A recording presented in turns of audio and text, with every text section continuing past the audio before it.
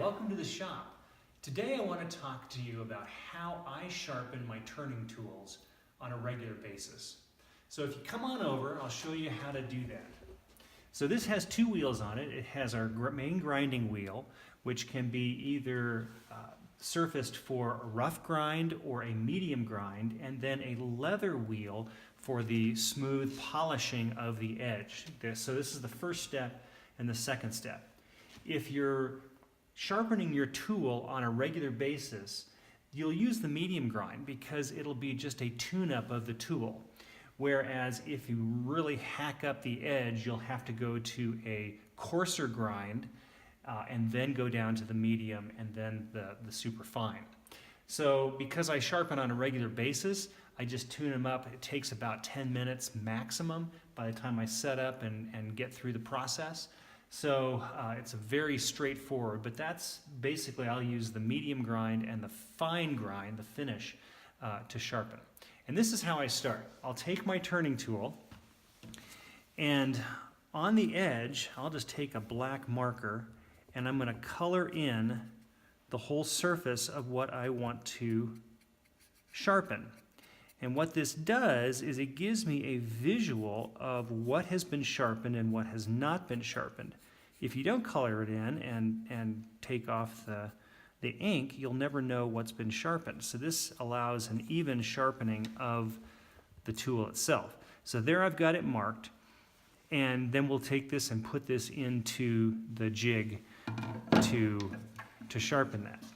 Now I am going to put on my safety goggles because safety first. We want to make sure that nothing flies off and hits you in the face because you only get one set of eyes. And so this is really important. So I'll start my grinder. It's got a reservoir here with water that allows it to cool as it turns, and then it also keeps the turning tool from heating up. One thing we do want to do when I set this into the jig, I want to make sure that my turning surface is even. So I'll set the tool, and you can notice that the line is very even across the surface of the edge. And that's what we want to do so that we're cutting and sharpening consistently across the face of the edge. So as I turn this on, then I'm just going to slide this across the stone evenly so that the ink of the marker is taken off. Once all the ink is removed, then I know that it has been sharpened consistently across the face.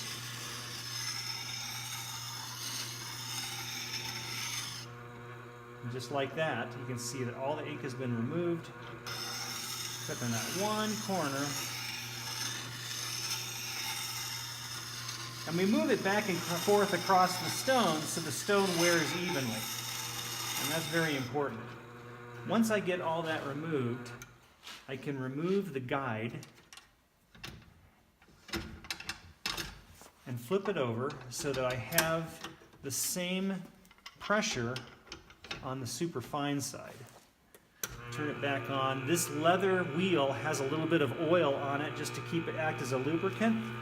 And I'll do the same thing, just going back and forth across the leather strap, basically. This is what barbers used to use on their razor. They'd whip it out and they would sharpen their razor before a shave. It's the same idea, it's just in a circular wheel instead of a leather strap.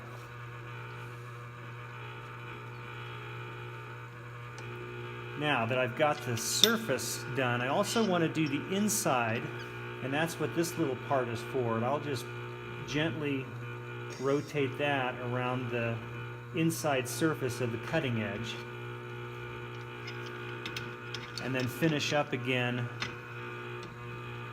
with a little bit of pressure on the medium, on the super fine side.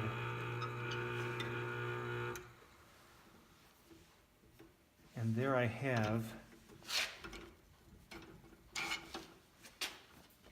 sharpened edge that's ready to turn the material. Now this is a 45-degree grind because of the soft wood that I'm going to be using. I think it's going to be used on a piece of aspen, which is really soft. So I use the 45 degrees so it slices through instead of tearing the wood.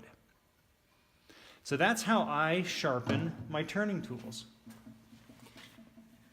Thanks for joining me. If you have any questions, please contact me at info@samuelpenco.com or leave a comment and I'll answer those questions. Thanks again. Look forward to next time.